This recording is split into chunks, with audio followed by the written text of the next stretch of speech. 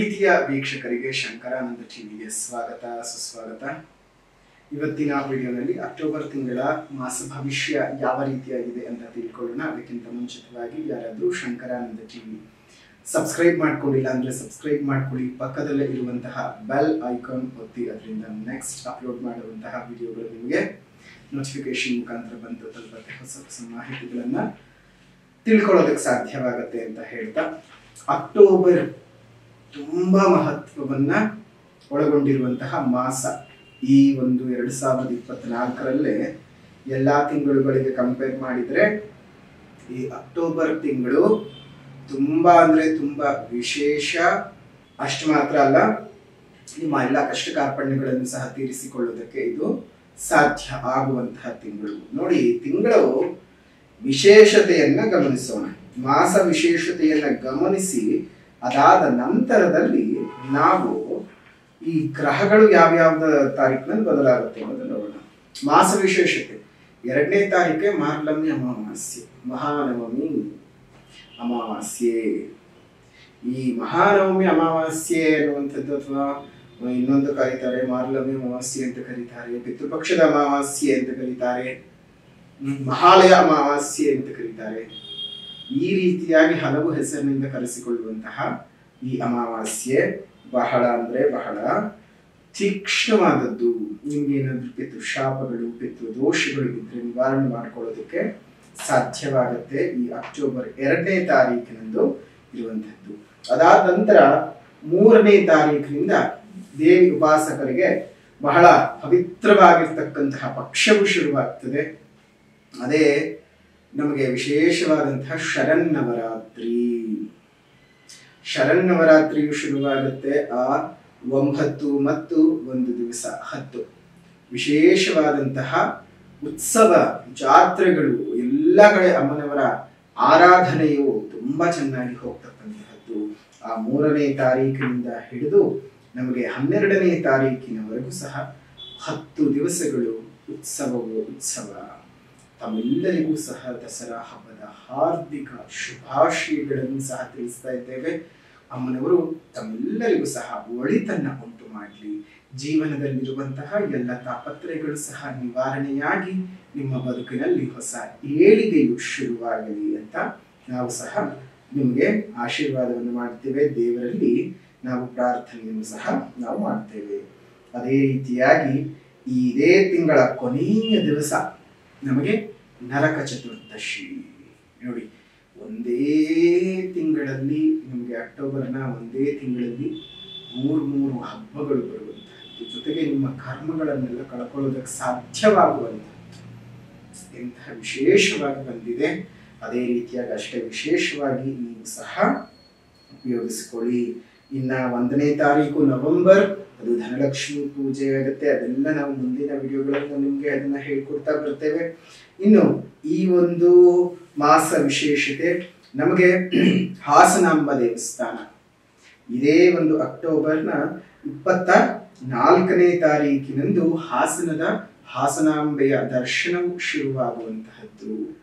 ವರ್ಷಕ್ಕೆ ಒಮ್ಮೆ ಮಾತ್ರ ಬಾಗಿಲು ತೆಗೆದು ಕೆಲ ದಿನಗಳು ಮಾತ್ರವೇ ದರ್ಶನಕ್ಕೆ ವ್ಯವಸ್ಥೆ ಇದ್ದು, ಅದಾದ ನಂತರದಲ್ಲಿ ಪುನಃ ಇನ್ನೊಂದು ವರ್ಷದವರೆಗೂ ಸಹ ನಿಮಗೆ ದರ್ಶನದ ಭಾಗ್ಯ ಸಿಗೋದಿಲ್ಲ. ಬ್ರಾಹ್ಮಿ, ವೈಷ್ಣವಿ, ಮಹೇಶ್ವರಿ ರೂಪಕದಲ್ಲಿರುವಂತಹ ಆ ಹಾಸನದ ಅಧಿದೇವತೆ ಹಾಸನಾಂಬ ದೇವಸ್ಥಾನ ಬಾಗಿಲು ಸಹ ಇದೇ ತಿಂಗಳು ತೆರೆಯುವಂಥದ್ದು. ಇದಿಷ್ಟು ಮಾಸ ವಿಶೇಷತೆಗಳಾಗುತ್ತೆ.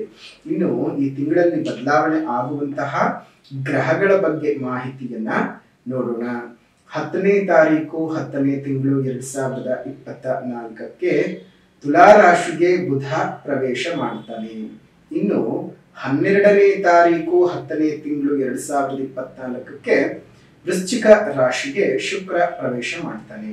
ಇನ್ನು 17ನೇ ತಾರೀಕು 10ನೇ ತಿಂಗಳು 2024ಕ್ಕೆ ತುಲಾ ರಾಶಿಗೆ ರವಿ ಪ್ರವೇಶ ಮಾಡ್ತಾನೆ. ಇನ್ನು 20ನೇ ತಾರೀಕು 10ನೇ ತಿಂಗಳು 2024ಕ್ಕೆ ಕಡಗ ರಾಶಿಗೆ ಕುಜ ಪ್ರವೇಶ ಮಾಡ್ತಾನೆ.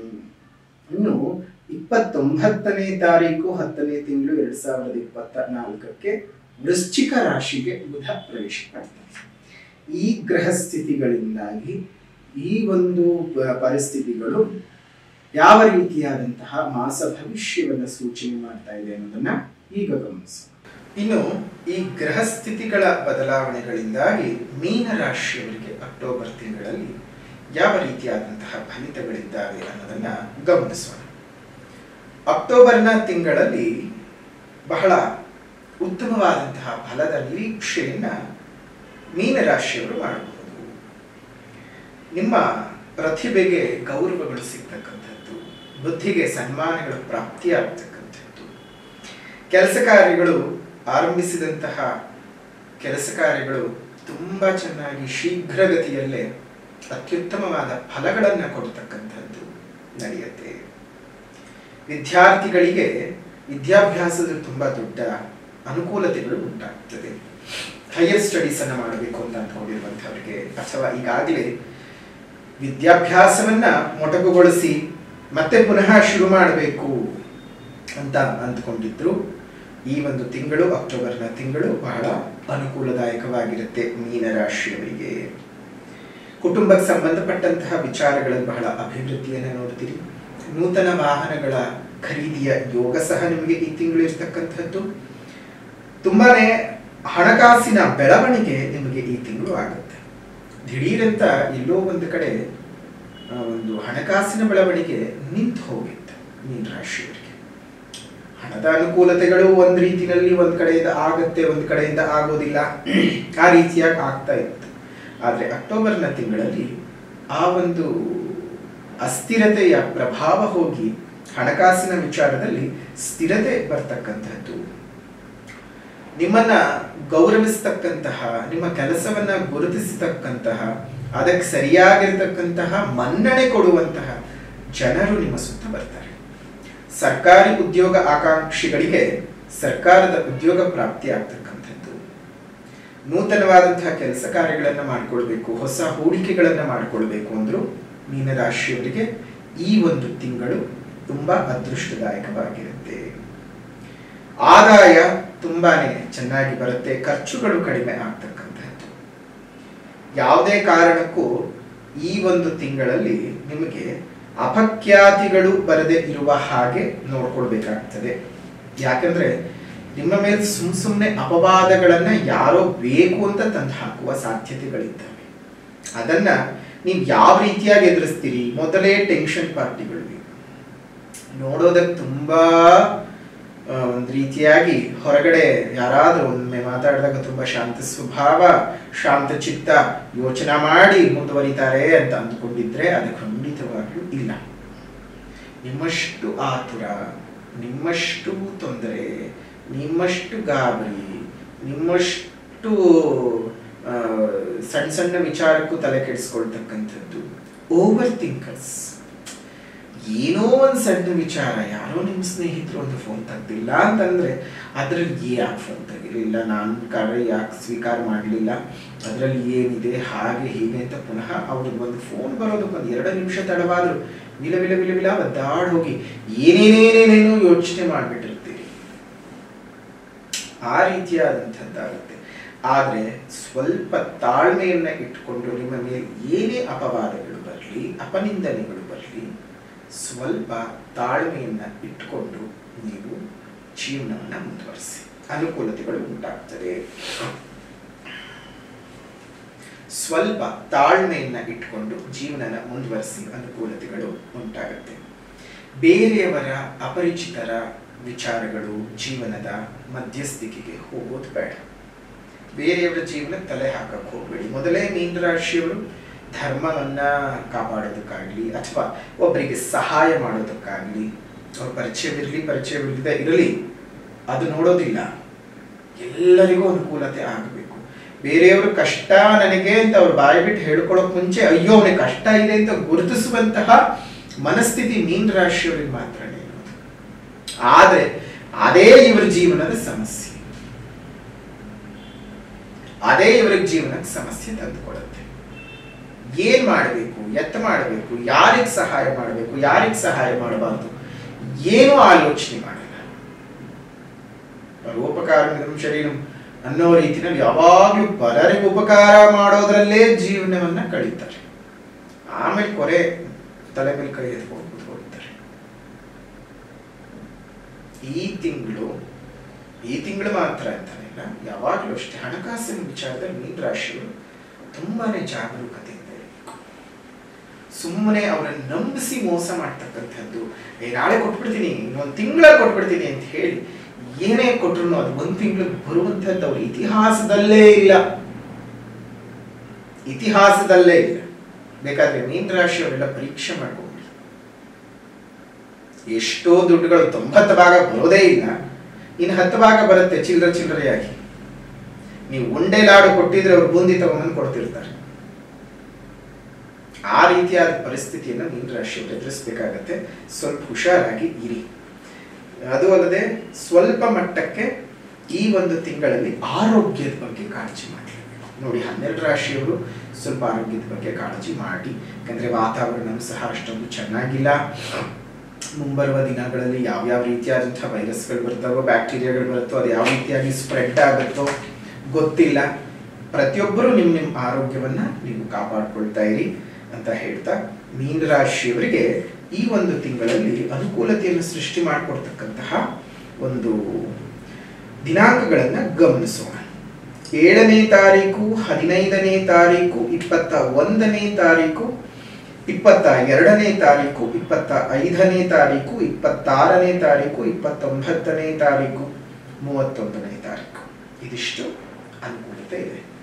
ರಾಜಕಾರಣಿಗಳಿಗೆ, ಸಿನಿಮಾ ನಟ ನಟಿಯರಿಗೆ, ಗೃಹಿಣಿಯರಿಗೆ ಒಳ್ಳೆಯ ಲಾಭಗಳಿದ್ದಾವೆ. ಹೆಣ್ಣುಮಕ್ಕಳಿಗೆ ಈ ಒಂದು ತಿಂಗಳಲ್ಲಿ ಆರೋಗ್ಯ ವೃದ್ಧಿ ಇದೆ. ಗಂಡಸರಿಗೆ ಸ್ವಲ್ಪ, ಮೀನರಾಶಿ ಗಂಡಸರಿಗೆ ಮಾತ್ರ ಅನಾರೋಗ್ಯದ ತೊಂದರೆಗಳು ಹೆಚ್ಚಿಗೆ ಇದೆ. ಆದರೆ ಮೀನರಾಶಿಯ ಸ್ತ್ರೀಯರಿಗೆ ಈ ಒಂದು ತಿಂಗಳಲ್ಲಿ ಆರೋಗ್ಯ ವೃದ್ಧಿ, ಅನಾರೋಗ್ಯ ವಿಮುಕ್ತ ಆಗುವ ಸಾಧ್ಯತೆಗಳು ಜಾಸ್ತಿ ಇದ್ದಾವೆ. ಬೇರೆಯವರ ವಿಚಾರಗಳಿಗಾಗಲೇ ಹೇಳ್ತಾ ತಲೆ ಹಾಕಕ್ಕೆ ಹೋಗೋದು ಬೇಡ. ನೆಮ್ಮದಿಯಾಗಿರಿ. ದೇವರ ಅನುಕೂಲತೆಗಳು ನಿಮಗೆ ಸದಾಕಾಲ ಉಂಟಾಗಲಿ ಅಂತ ಹೇಳ್ತಾ, ಈ ಒಂದು ವಿಶೇಷ ಸಂದರ್ಭದಲ್ಲಿ, ಅದರಲ್ಲೂ ಮಾರ್ಲಮಿ ಅಮಾವಾಸ್ಯೆ, ಮಹಾಲಯ ಅಮಾವಾಸ್ಯೆ, ದಸರಾ ಹಬ್ಬದ ಪ್ರಯುಕ್ತ ಸರ್ವಕಾರ್ಯ ಸಿದ್ಧಿ ತಾಯಿತವನ್ನು ಮಾಡ್ತಾ ಇದ್ದೇವೆ. ಈ ಅಮಾವಾಸ್ಯೆ ಸಂದರ್ಭದಲ್ಲಿ ಮಾಡ್ತಾ ಇರುವಂತಹ ಈ ತಾಯಿತ ಬಹಳ ಪ್ರಮುಖವಾದಂತಹ ಪಾತ್ರವನ್ನು ನಿಮ್ಮ ಬದುಕಿನಲ್ಲಿ ವಹಿಸುತ್ತೆ. ಎಷ್ಟೋ ಜನಕ್ಕೆ ಕೆಲಸ ಕಾರ್ಯಗಳಲ್ಲಿ ಪ್ರಗತಿ ಉಂಟಾಗ್ತಾ ಇರೋದಿಲ್ಲ, ತುಂಬಾ ಕಷ್ಟಪಟ್ಟು ಕೆಲಸ ಮಾಡ್ತಾ ಇರ್ತಾರೆ, ಶ್ರಮಕ್ಕೆ ತಕ್ಕ ಪ್ರತಿಫಲಗಳು ಸಿಗ್ತಾ ಇರೋದಿಲ್ಲ, ದೃಷ್ಟಿ ದೋಷಗಳಾಗ್ಬೋದು, ಮಾಟಮಂತ್ರ ದೋಷಗಳು, ಬೇರೆಯವರ ಕಣ್ಣು ಬಿದ್ದು ಕೆಲಸಗಳು ಅರ್ಧಕ್ಕೆ ನಿಂತು ಹೋಗುವಂಥದ್ದು ಆಗಬಹುದು. ಈ ರೀತಿ ಸಮಸ್ಯೆಗಳನ್ನ ಎದುರಿಸ್ತಾನೆ ಇರ್ತಾರೆ. ಅಂಥವರಿಗೆಲ್ಲ ಅನುಕೂಲತೆ ಆಗಬೇಕು ಅಂತ ಹೇಳಿ ಸರ್ವಕಾರ್ಯ ಸಿದ್ಧಿ ಮೂಲಿಕಾದಾಯಕವನ್ನ ಮಾಡ್ತಾ ಇದ್ದೇವೆ.